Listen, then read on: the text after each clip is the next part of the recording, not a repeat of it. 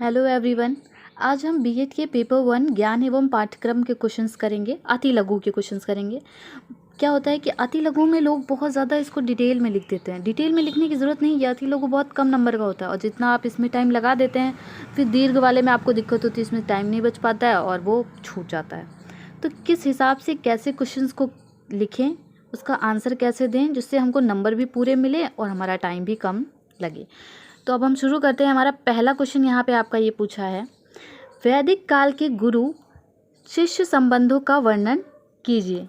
तो उत्तर इसका कैसे लिखेंगे, वैदिक काल में गुरु शिष्य के प्रति पूर्ण रूप से उत्तरदायी होते थे। वे शिष्यों के प्रति निम्नलिखित उत्तरदायित्वों एवं कर्तव्यों का निर्वाह करते थे। ठीक है, अब ये इसमें क्या होता है, देखिए पहला पॉइंट हमेशा ये नहीं, आप एकदम आंसर को निबंध की तरह लिख देंगे तो उसको पढ़ने में कोई इंटरेस्टेड नहीं होगा। पॉइंट्स में हमेशा आंसर देना है जिससे क्या हो सके, वो जल्दी जल्दी पॉइंट्स में क्लियर हो सके। और जितना हो सके अगर कहीं पे आंसर आपको डिटेल में मिलता है, वैसे मिलता है, तो आप कोशिश कीजिए कि उसको पॉइंट में आंसर अच्छे से बना सकें। ठीक है, तो हम पढ़ते हैं अपना फर्स्ट पॉइंट है हमारा, शिष्यों की आवास एवं भोजन वस्त्रादि की व्यवस्था करना, शिष्यों को सदाचरण का शिक्षा देना और उनके चरित्र निर्माण करना, शिष्यों का सर्वांगीण विकास करना, ये गुरु के कर्तव्य हो गए। अब शिष्यों का क्या कर्तव्य था, पहला गुरुकुल की सफाई करना, उसकी पूर्ण व्यवस्था करना। सेकेंड, गुरु एवं गुरुकुल वासियों के लिए भिक्षा मांगना और भोजन की व्यवस्था करना। नेक्स्ट, गुरुओं के सोने से पहले उनके पैर दबाना। ये पहले के संस्कार थे, आपको पता ही होगा गुरुकुल में कितना अनुशासन था, कितने संस्कार थे। आज के टाइम पे बच्चे उतना गुरु का सम्मान नहीं करते, लेकिन पहले के लोग आपने देखा होगा बहुत सम्मान करते थे टीचरों का। नेक्स्ट क्वेश्चन है हमारा, एक मिनट,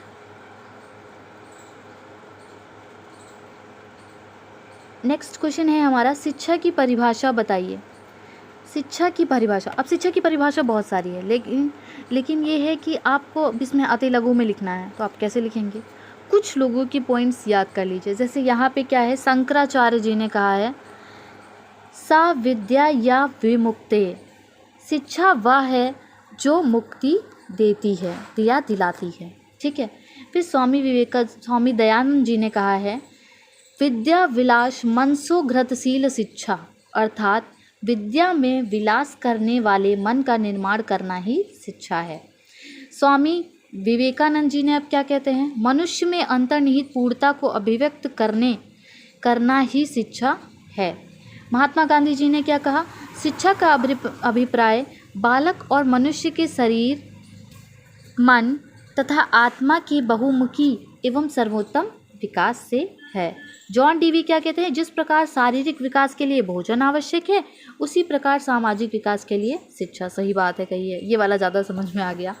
फिर क्या है, बटलर, शिक्षा प्रजाति की आध्यात्मिक उपलब्धियों के साथ व्यक्ति का क्रमिक विकास या क्रमिक अनुकूलन है, ये बटलर जी ने कहा था। ठीक है, तो ये आपकी हो गई शिक्षा की परिभाषा। ऐसे करके पॉइंट्स में हाईलाइटेड करके इसको आंसर लिख देना। क्वेश्चन नंबर 3 पे आते हैं, आधुनिकीकरण से क्या आशय। आधुनिकीकरण से क्या समझते हैं आप लोग, आधुनिकीकरण से क्या समझेंगे, आधुनिकीकरण से क्या है, देखिए आधुनिकीकरण का सरल और संक्षिप्त अर्थ है, वह प्रयास करना, ऐसा प्रभाव डालना जिससे कि एक व्यक्ति, संस्था, समुदाय या समाज आधुनिक या नए समझने वाले जाने वाले मूल्यों, विचारों, दृष्टिकोणों, संस्थाओं एवं संगठनों को अपनाने का प्रयास करे। सही बात है, आधुनिकीकरण से हम यही सोचते हैं कि आगे बढ़ने के लिए आधुनिक युग को अपनाएं। तो इसीलिए एक जब व्यक्ति, संस्था या समुदाय, समाज जो भी है, वो नए विचारों को, नए मूल्यों को या नए दृष्टिकोणों को अपना लेता है, वही हमारा आधुनिकीकरण होता है। सामान्य तौर पर देखिए, सामान्य तौर पर जब भी हम आधुनिकीकरण की बात करते हैं तो पाश्चात्य जनतांत्रिक देशों, विशेषकर अमेरिका, इंग्लैंड, फ्रांस आदि द्वारा प्राप्त की गई महान औद्योगिक प्रगति तथा भौतिक सुख सुविधाओं की सुलभता के संदर्भ में ध्यान में रखा जाता है। हाँ, सही बात है, जैसे ही हम आधुनिकीकरण का बात करते हैं तो यही देश आते हैं कि अमेरिका कितना आधुनिक है, इंग्लैंड कितना आधुनिक है, फ्रांस भी, तो बाकी बाहरी देशों की बात आती है। ठीक है, फिर नेक्स्ट क्या बात करते हैं, वास्तव में सामाजिक परिवर्तन की दिशा इंगित करने वाला एक संप्रत्यय आधुनिकीकरण माना जाता है। आधुनिकीकरण में परंपरागत समाज का आधुनिक समाज के रूप में परिवर्तन का लक्ष्य अंतर्निहित रहता है। आधुनिकीकरण से ही पता चलता है कि इसी को मतलब क्या है, ये परंपरागत समाज या पिछड़े समाज को क्या है, आधुनिक की ओर मोड़ना या आधुनिक का रास्ता दिखाना या आधुनिक के रूप में परिवर्तित करना। ठीक है, यही हमारा क्या होता है, आधुनिकीकरण होता है। तो ये हमारा आंसर इतना खत्म हो गया। ज़्यादा डिटेल में किसी चीज़ को खींच के लेके नहीं जाना है, अपना टाइम नहीं बर्बाद करना है। मेन पॉइंट्स में आंसर लिखिए और नेक्स्ट क्वेश्चन की ओर बढ़िए। फिर नेक्स्ट आता है हमारा क्वेश्चन नंबर 4। क्वेश्चन नंबर 4 क्या है, शिक्षा की आवश्यकता को समझाइए। ठीक है, शिक्षा की आवश्यकता को समझाइए। तो शिक्षा की आवश्यकता सबको पता है कि शिक्षा की आवश्यकता है, लेकिन अगर आपको हम पेपर में लिखने के लिए कह देंगे तो वो पॉइंट्स नहीं आता है, वो चीज़ें नहीं कि हम कैसे लिखें। ठीक है, तो अब आप कैसे लिखेंगे, देखिए आंसर क्या है इसका। देखिए, एक नवजात शिशु असहाय एवं सामाजिकता से रहित होता है, परंतु जैसे जैसे वह बड़ा होता जाता है वैसे वैसे उस पर शिक्षा के साधनों का प्रभाव पड़ता जाता है। बात सही है ना। इस प्रभाव के कारण बालक का जहाँ एक ओर शारीरिक, मानसिक तथा संवेगात्मक विकास होता जाता है, वहीं दूसरी ओर उसमें सामाजिकता की भावना का भी विकास होता जाता है। ठीक है, जैसे जैसे वो बड़ा होता जाता है वैसे वैसे वो चीज़ें सीखते जाता है, समझता जाता है। ठीक है, जिसके कारण वह धीरे धीरे प्रौढ़ व्यक्ति के समान अपने उत्तरदायित्वों का सफलतापूर्वक निर्वहन करने योग्य बन जाता है। अब देखिए, वही नवजात शिशु है जो शिक्षा पाके ही उसका शारीरिक विकास हुआ, मानसिक विकास हुआ, संवेगात्मक विकास हुआ, उसने बहुत सारी चीज़ें सीखी और फिर क्या होता है, धीरे धीरे एक प्रौढ़ व्यक्ति के समान वह अपने उत्तरदायित्वों को समझने लगा, हमें क्या करना है क्या नहीं करना है। ठीक है, और क्या करने के योग्य बन जाता है। तो इस प्रकार यह स्पष्ट है कि बालक के व्यवहार में वांछनीय उपयोगी परिवर्तन करने हेतु व्यवस्थित शिक्षा परम आवश्यक है। शिक्षा भी ज़रूरत है, लेकिन वो भी क्या, व्यवस्थित शिक्षा परम आवश्यक है। संक्षेप में, शिक्षा वह प्रकाश है जिसके द्वारा बालक की समस्त शारीरिक, मानसिक, सामाजिक, आध्यात्मिक शक्तियों का विकास होता है। इससे वह समाज का एक उत्तरदायी घटक एवं राष्ट्र का प्रखर चरित्र संपन्न नागरिक बनकर समाज की सर्वांगीण उन्नति में अपनी शक्ति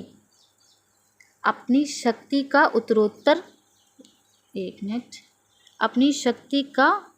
उत्तरोत्तर प्रयोग करने की भावना से ओतप्रोत होकर संस्कृति तथा सभ्यता को पुनर्जीवित एवं पुनर्स्थापित करने के लिए प्रेरित हो जाता है।